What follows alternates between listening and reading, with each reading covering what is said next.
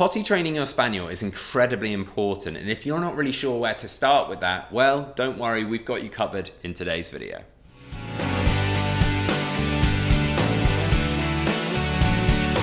Welcome back to the Fenrir Spaniel Show. My name's Joe and I'm a certified canine leader here at FenrirCanineLeaders.com. We are dedicated to helping you learn everything you could possibly want to know about the Spaniel and then how to become a high-level canine leader so you can raise your very own. So if you're new here, don't forget to subscribe and turn on that notification bell so you never miss a future upload. Now, if you're finding it a real struggle to potty train your Spaniel, well, don't worry about it because today we're going to be tuning into a webinar that the CEO and founder of FenrirCanineLeaders.com, Will, has recorded all about how to potty train your dog. So why don't you grab a notebook and a pen and start writing down some of the tips that he gives out here so that you can potty train your Spaniel. So then guys, welcome back to this quick fire webinar about potty training. Now potty training is one of those things that obviously every single dog owner, especially if you're starting with a young puppy, absolutely has to go through. Now we put that as part of our manners process. If you've seen our Perfect Puppy course, you might know that we break everything down into manners, socialization and obedience. And for me, potty training is one of the first really easy wins that an owner can get within the realm of manners. And it's one of those things that I think far too many people overcomplicate, and it's one of those things that it's just about keeping it simple. Break it down, plan, keep it simple. What I like about toilet training is it's one of those things that we can, and I'm going to break down how I go about teaching clients to do it, or how about go when I'm helping people get into the profession, how I think they should go about doing it. And you'll know that I always talk about that we have a micro behavior, a micro issue that we're trying to solve, or a micro trick that we're trying to teach. Excellent, we can narrow down on that micro issue, but is there an opportunity to teach things on a higher macro level? And I think that potty training is one of the first examples of this. Now from the micro, we need to teach a dog to not go number 1 or 2 inside and to do it where they should do. That's the micro issue. But what I love about my routine of teaching potty training is not only is it just incredibly successful at getting the job done really quickly, but it really helps with the macro picture of calm, consistent leadership and focusing on the consistency element of what it takes to be an excellent canine leader. So when you bring your new 8-week puppy home, or your owner's bringing a new 8-week puppy home, the way we do it is really simple. On the hour, every hour, when the puppy wakes up, after they've had a drink or something to eat. You can set that as an alarm, but you want to make it structured and routine. I always talk about routine, boundaries, structure, expectations is incredibly important for canine ownership, and this is where I say that it's an opportunity to help with the mindset of being a good dog owner at that macro level by about instilling that principle of structure and routine. So on the hour, every hour, when the dog's just woke up from a nap or after they've eaten or drunk, take them out to their designated place.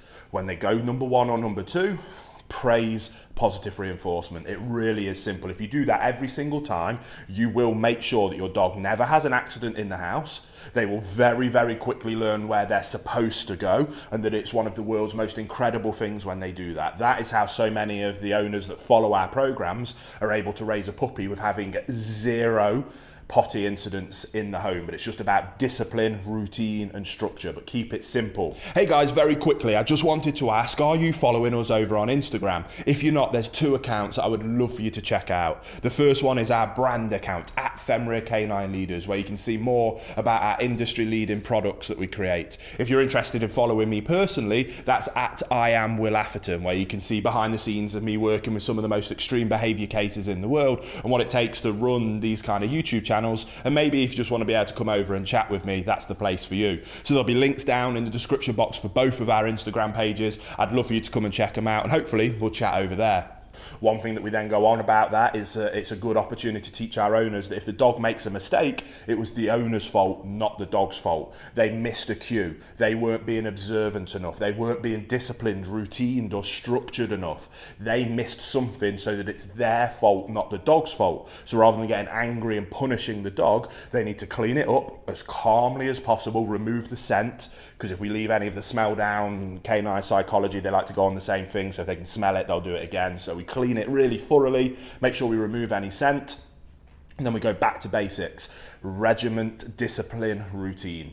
Then as the dog gets older, you don't have to go on the hour, you can go on every other hour. And as you start to learn the dog's habits and routines, and you're feeding them at the same time every time, and you're not leaving the food down, which you should never do anyway, the dog will start to have a routine in terms of when they go number one and when they go number two. And you can start planning and structuring around that routine, which builds structure, builds routine, builds high expectations, builds leadership and relationship with your dog, and sets you and the dog up for extremely high levels of success on that macro level. That's the most important part, by focusing in and teaching some skills on the micro level that is potty training. So again, it isn't rocket science, guys. Keep it simple, but stay calm. If there's any accidents, it's your fault, not the dog. So step back, readdress, and then put a better plan in place so that that accident doesn't happen again. Set them up for success, and then highly praise and reinforce that success. And you, with your puppy, or your clients and their puppies, will have their mind blown about how incredibly easy it was to potty train their dog. Something that so many people make it far more complicated than it needs to be.